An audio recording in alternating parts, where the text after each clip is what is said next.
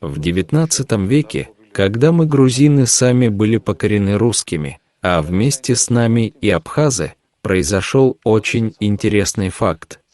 В этот период, когда российская власть насильственно прогоняла, переселяла абхазов в Турцию, очень часто были в Абхазии такие случаи, когда грузинское духовенство, кстати, большинство из которых знало абхазский язык и проповедовало свою паству на абхазском, успевало крестить население в христианство.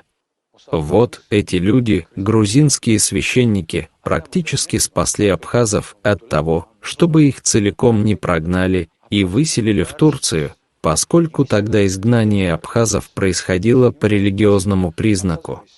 В основном из Абхазии прогоняли мусульман, дабы они не поддержали турок, а тех, которые не были мусульманами, не выселили.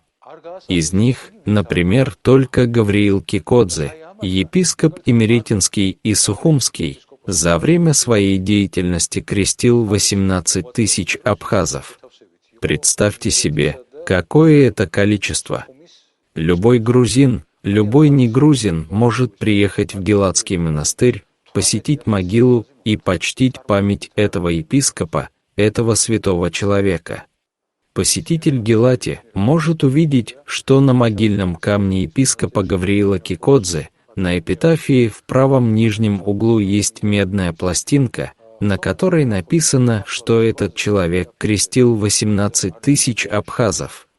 То, что это достоверный факт, подтверждается и документами, но самой этой эпитафией также подтверждается.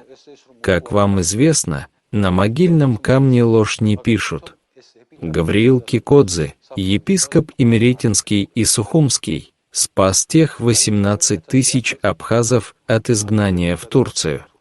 К сожалению, одна часть сегодняшних абхазов все это забыла.